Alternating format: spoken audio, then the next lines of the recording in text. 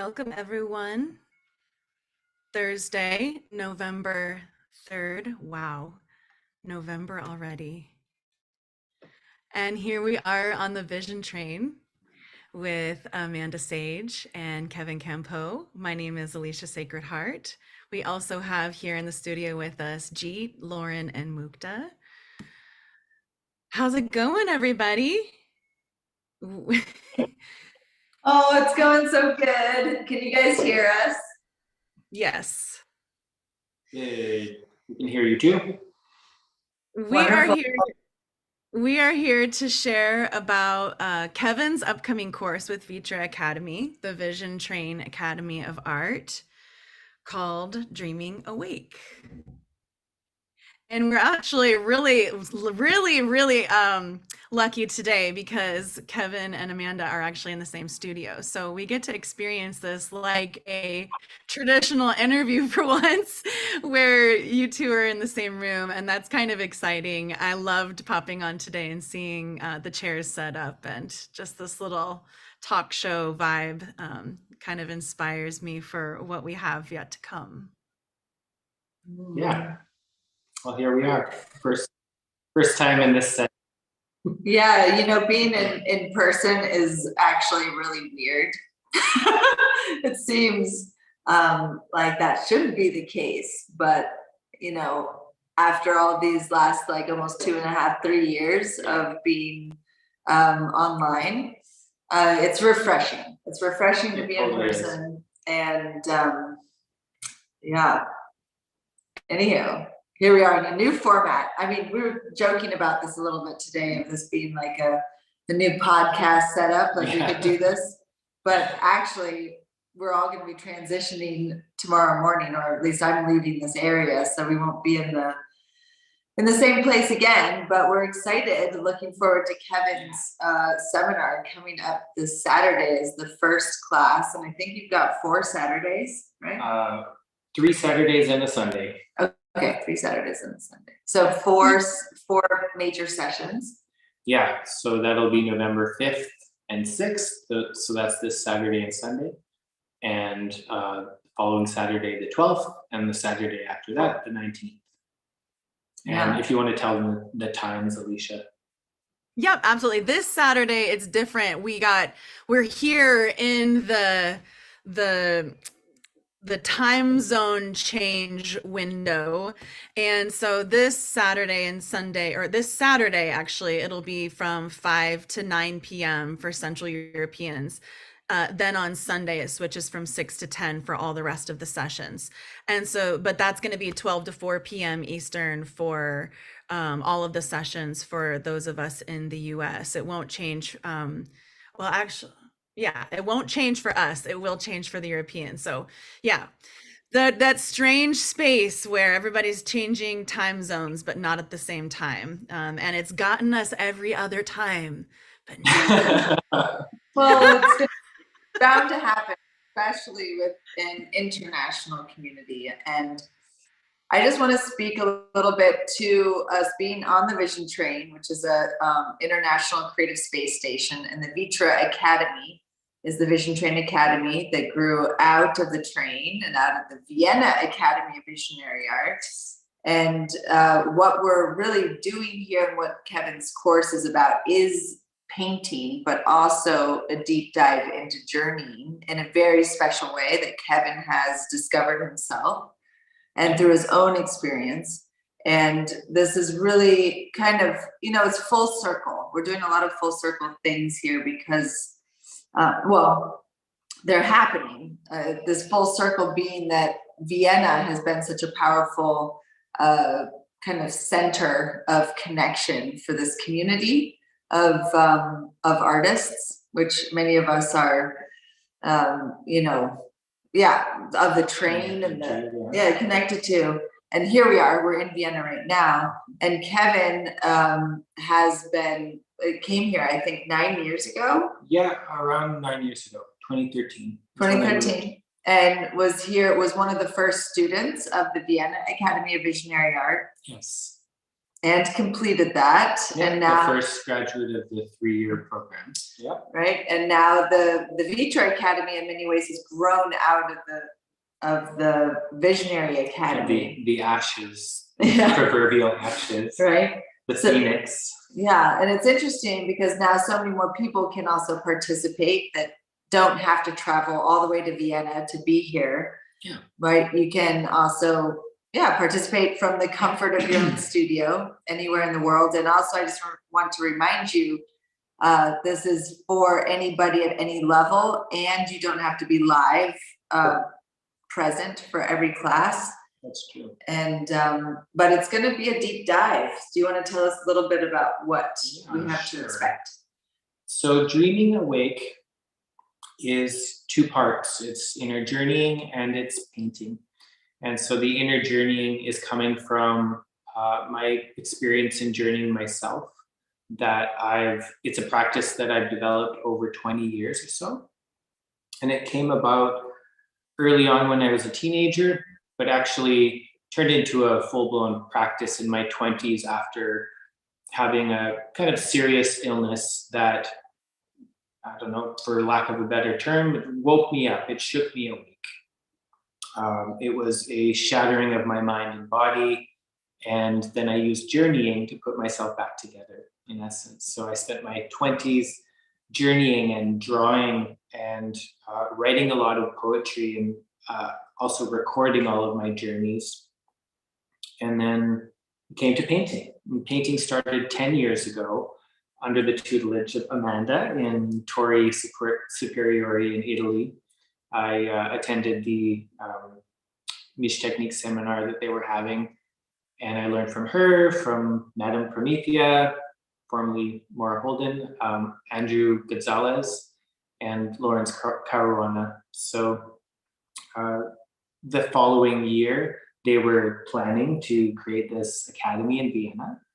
And so they had done it, and I decided to just, leave Canada where I was living and move to Vienna and live my dream, attend this amazing academy. Yeah, and that's turned into ViTra. So at this point, it sort of became naturally an extension of that. Through a lot of the same people are involved in that sense. And I'm curious about the method of painting that you're going to be working with students, and what kind of materials, for an example, are you going to be using? So we're focusing on acrylics. I do know about oil technique and acrylic, but we're focusing in acrylic here. We're essentially using a indirect layered technique, which resemble very close to the miche technique, which I have been painting essentially for the last 10 years this way. So I'm going to walk you through creating your own painting, an imprimatura to a monochromatic underpainting to color glazing and everything in between until you have a hopefully finished painting at the end. And we're also going to draw from your inner journeying experiences through the workshop to bring that into your painting and create inspiration for you. Mm-hmm. Yeah, so the question of what am I going to paint? I mean, this is kind of a big threshold, I think, for all of us. We look at the white canvas, and there's that void of potentiality, and kind of like a fear sometimes to start. This is why the group is so fabulous, and having a wonderful guide, having someone to help walk you through those first steps, because once you get going, right, the painting starts to talk to you. Yeah, this is something that my teachers have taught me. You have to listen to your painting, and inner hearing actually has to do with that. I feel it's listening to your own intuition. This is something that you develop in the practice of inner journeying. So tying these two things together for me has been the perfect match. And so I'm eager to show people how to do that, to kind of really tap into their own imagination freely and willingly, to discover the wellspring of their own inspiration that can be ongoing through their life. Yeah. And also I feel this time of year, mostly for people, of course, that are in the northern hemisphere, but because the southern hemisphere, Yeah, they're going having towards, summer now. they're going into spring, right? Spring, summer. But this time of year in the northern hemisphere, it's like we just went through Samhain and like All Saints Day, Halloween. The veil is very thin, right? And I think that this time of going into the inner journey and also bringing it out. The Mish technique, in many ways, for those of you that have no idea what we're talking about here, is a technique of mixing multiple mediums, is what it originally is kind of stems from. Mish is mixed. Mixed technique. Yeah. But it, which can mean a lot of things, right? There's so many different ways to do a mixed technique. But what's really, I would say, essential, or what stands out for this technique is the development of form through light, using light to kind of like describe form. And this is actually such a wonderful method for rendering the spirit realms. Yes, you can create a lot of beautiful, ethereal, celestial, crystalline, glass-like effects, opalescence. Yeah, just throw in all those words. Yeah, essentially it's a beautiful method for creating optical effects. This is something that kind of comes through Mish technique a lot, that I think you might miss to a degree if you're painting solely alla prima. Creating the layers can create a beautiful opalescence, and you say it's easier to depict the soul this way, but I see it as one tool. So Mish technique is something that I think all artists should know, really, alongside other techniques. So it's not like, for me at least, the sole only thing that I would ever learn or teach. But it's absolutely valuable to have in your toolkit as an artist. So any kind of artist should be learning this, learning about layered painting as well as alla prima. Mm-hmm. Yeah, in my recommendation anyway. Well, it helps open, I feel like, doorways into new ways of seeing the world, and then also seeing your own inner world. And I think this mix of what Kevin is bringing together here is like, it's the goods, it's like, it's really set up like the guiding. And we've done this with the ViTra Academy, and we did this before too, like bringing in including Kevin, but also Florence and Rule, like different kind of like meditation guiding sessions or like journeys. Yeah, different approaches. Right. But this one is really connected with also actually producing something from your visions. Yeah. And I don't know about, I'm curious, do you see your paintings finished before you paint them? Not always. Okay, one thing that I'm certain of is that I'll start to see an image in my mind and it repeats itself several times, or it just sticks around. And whenever I go to think about painting, it's kind of right there or off to the side waiting to be looked at again. Anything that's not meant to be painted just doesn't do that for me. So I see it clearly in my mind's eye. However, the image can change from your imagination to the canvas or the gesso board. And you should allow always for that. If you have a set idea, it can get static. Things can get stagnant. That might just be the seed, the root of the image that you need to focus on in order to build upon. But yeah, like you were talking about idea generation. So I'm hoping that students will come with an idea. I would love for you to come with something, but be open completely to being inspired by your inner journeys. And so you might develop something you've already brought with you based on those journeys, adding things that you've seen, or come up with a full new set of ideas based on your journey.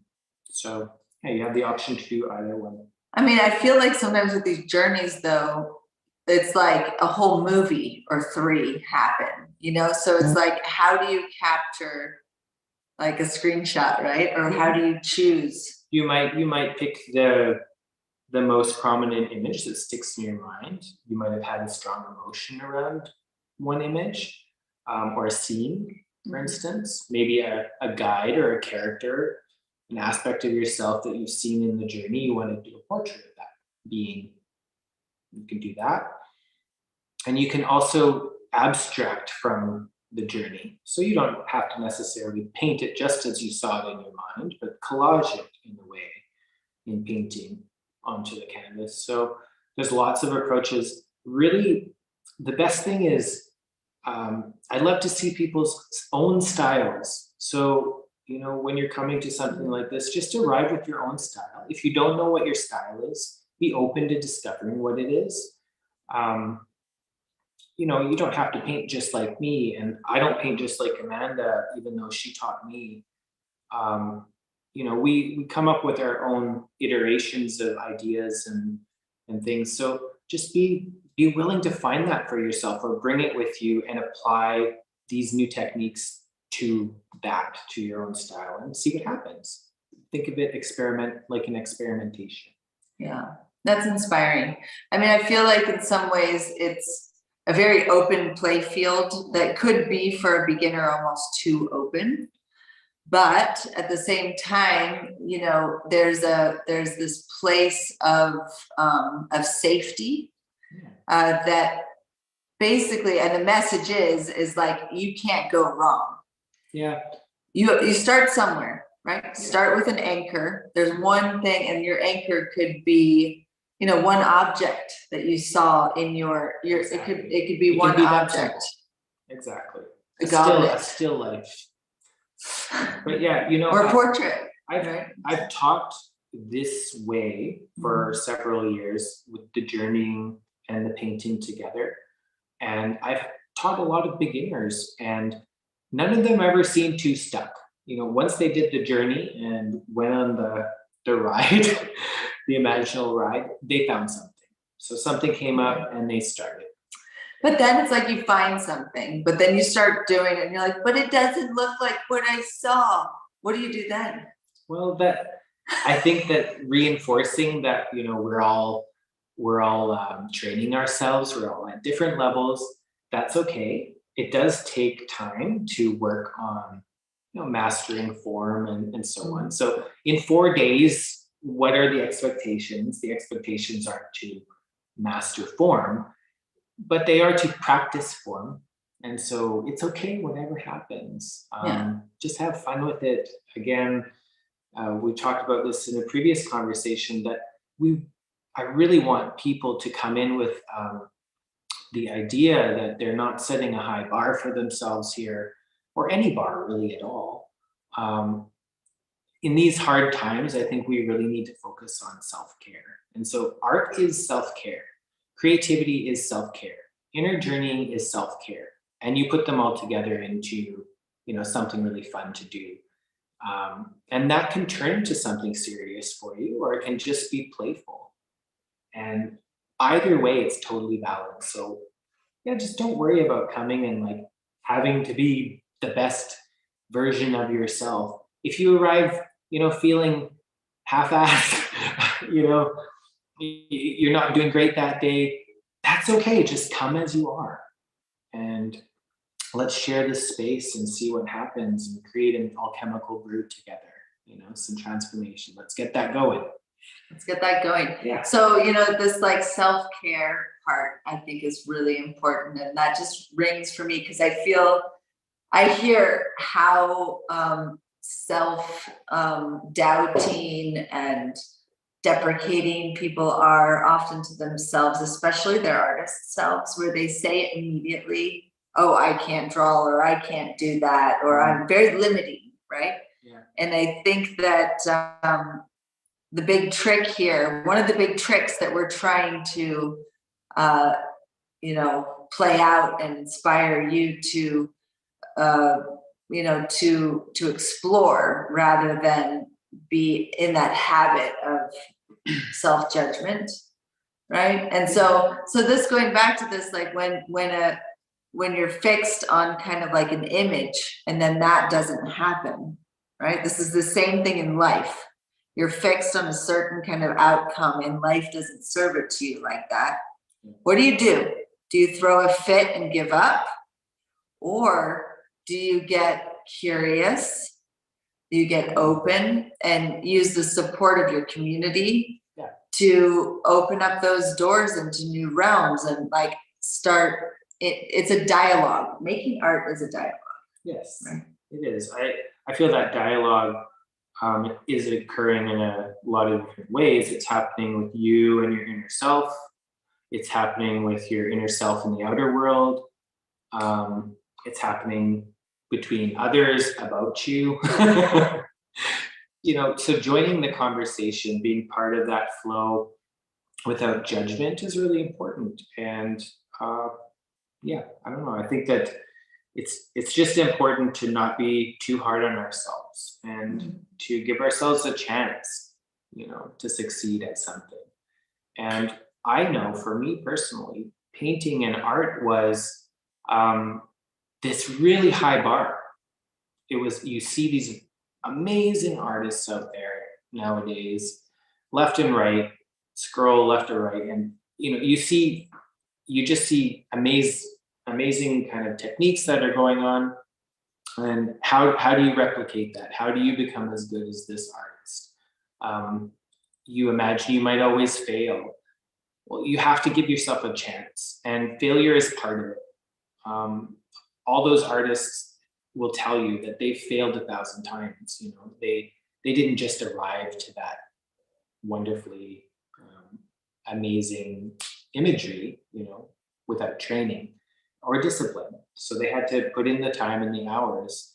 And this is something I feel that I'm gonna be reinforcing during my course, the discipline. And I want you guys to be disciplined about what you're doing here. But I want you to have fun. That's, and most importantly, the thing that you're coming for. Come to have a lot of fun and enjoy your time, but also apply some discipline in a fun environment where we're not judging each other too harshly about it. Yeah. Well, it sounds like fun. Thanks. Yeah, and it gets started this Saturday.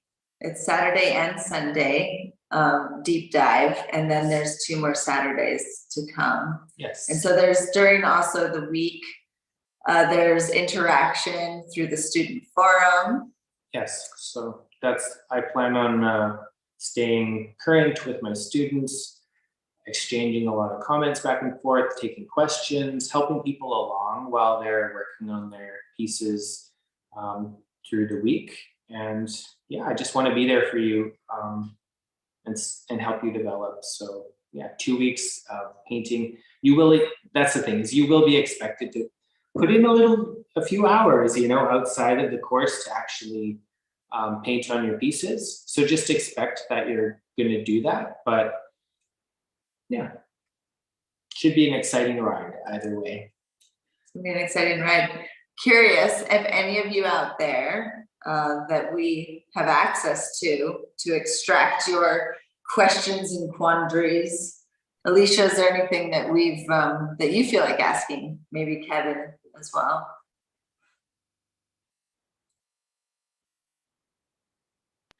I've been checking the live streams and I'm not seeing any questions come in there, but I liked what Rosie said, art for healing and self-realization. Not as concerned about the product, with trust, and that usually results in a great authentic piece. And I feel like that's such a really nice way of bringing it home, is just like when you trust the process. And, something that you teach, Amanda, is like, ask the painting what it needs, you know? And when you ask the painting what it needs and you really truly listen, and then you do your best to be truthful and honest to what the painting requests, what results is a really authentic piece because it's true to the vision that guided you there, you know. And that's something that I come back to, and I hear a lot of people that really resonates with a lot of people is like, I didn't know what to do, so I asked the painting, you know. And then you do your best to honor what it says. Right. I'm thinking of also this little, actually it's not that little. Yeah. It's medium size. This painting of mine that I did actually in 2004. It's titled Hope. And as we were talking here and I was asking you some of the questions of like, do you see the painting ahead of time? Yeah. I was thinking of this one sitting right in between us. And I originally did this painting out of actually like a call to action from artists here in Vienna rising up to speak out against police brutality because of the murder of a artist from Senegal by the police here in the city park. And I felt very inspired to create something for this exhibit that was bringing together over 100 local artists. And I really went into this place of a feeling around what was it that would create, where was the wounding that allows someone to go to that place of taking someone else's life, right? And so for me, it started with a question in many ways. And also, the consideration, going in deeper into that consideration of where is this point. And to me, what came was like the wounding of the spiritual child within each of us. And then, so that was my anchor, right? And so that was my anchor of painting this boy, the spiritual child, like a young monk, right? And those tears. And then the rest of the story evolved through the decalcomania. Yeah. And this was in the very beginning of me exploring decalcomania, and actually very beginning of me exploring acrylic on the canvas first. And I remember playing with it the night before, very loosely. I had the canvas down on the floor. I was using a lot of like water, and then I left it overnight and I let it dry. And the next day, I was just like, wow, this, it was fascinating. And some of these things like this yellow that's coming up from that was in the imprimatura, right? So there's things that the painting will tell you and will help direct you as you go. So it's this dance. And I think that's something that, we all do. Yeah, and I think that is like natural to most people. However, it's like a muscle that you need to exercise. And so you start to get a reflex for, it needs this. It's telling me this because of this. I see these relationships. And so this would feel good here. We're going to go over a lot of things in my course about like composition. Necessary. Talking about that, storytelling in your art. And we're going to go there. We're going to try to dive in as deep as possible in the 4 days, and cover as much ground as we can. And like listening to your painting, look at what can happen. Of course, with a lot of training, but beautiful, beautiful, beautiful. Well, of course, there's training, and that's maybe something that this course will inspire you to go deeper into. It's like it's all about what you enjoy doing. How do you enjoy spending your time in life? And if you enjoy playing the guitar, if you enjoy cooking, making art, maybe it changes.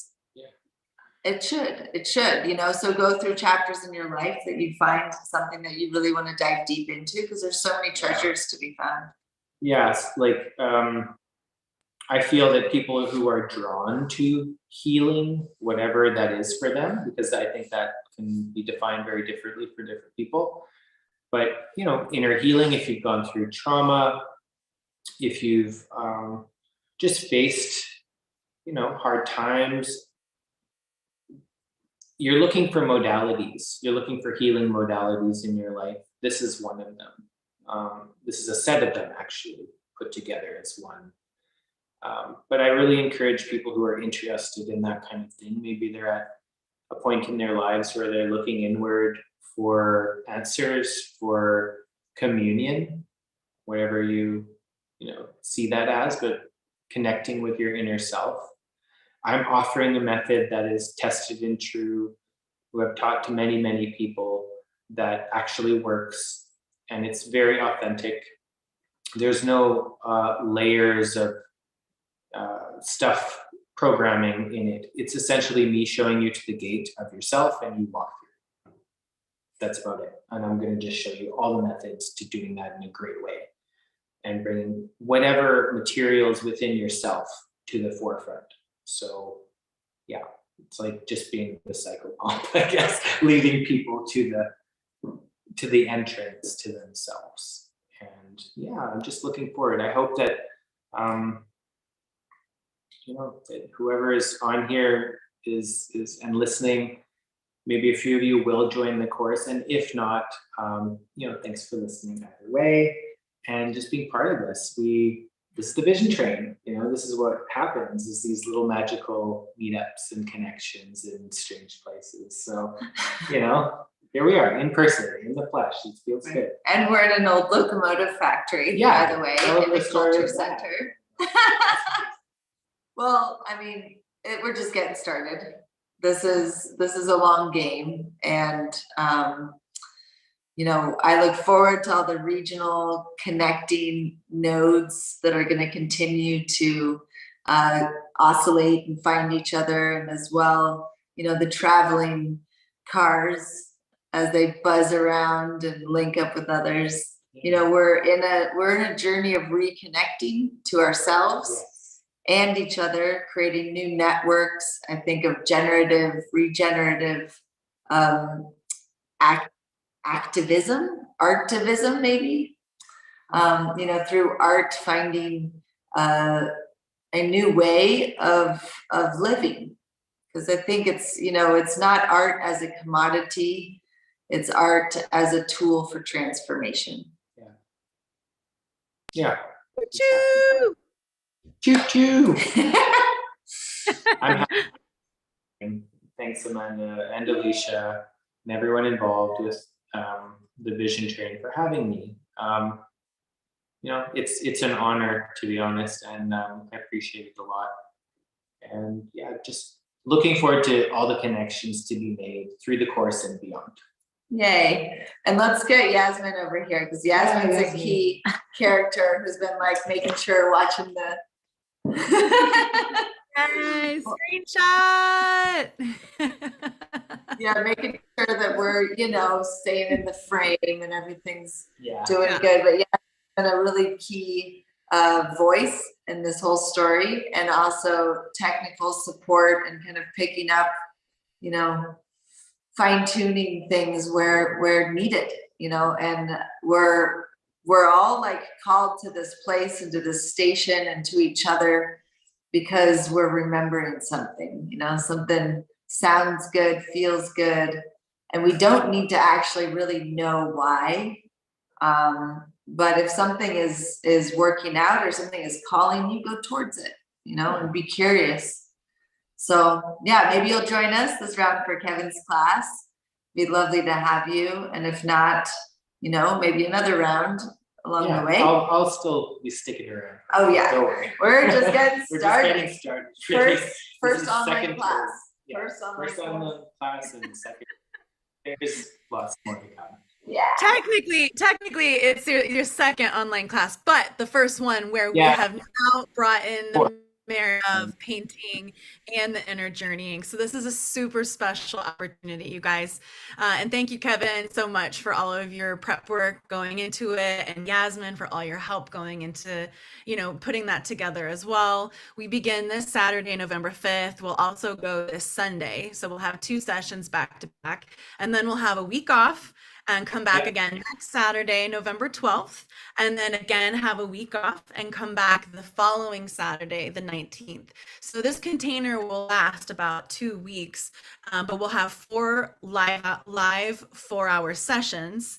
So that's 16 live hours in total. And then we also have the student forum, online student forum in between. So if you want to share pictures of your work or ask questions, it's a great place to connect and communicate and share in between those sessions. If you have any questions, you can email us info@vitra.academy. I'd be happy to respond to you as quickly as possible. And can't wait to see everybody on Saturday. Thanks so much, you guys, for getting together. I love having the 2 of you in the same space. That's so awesome, and really look forward to having more of these. Also hoping that we'll have something live in Miami at Art Basel this year. So keep an eye out for some exciting upcoming offerings as well from Amanda in December. So even though our term is like getting close to wrapping up in about a month, we have a lot of exciting things still on the agenda. So check us out, ViTra.Academy on Instagram or here on Facebook. Also, you can check out our website, www.vitra.academy. And we're looking forward to seeing you on Saturday, and if not Saturday, sometime real soon here on the Vision Train. See y'all soon. Choo choo.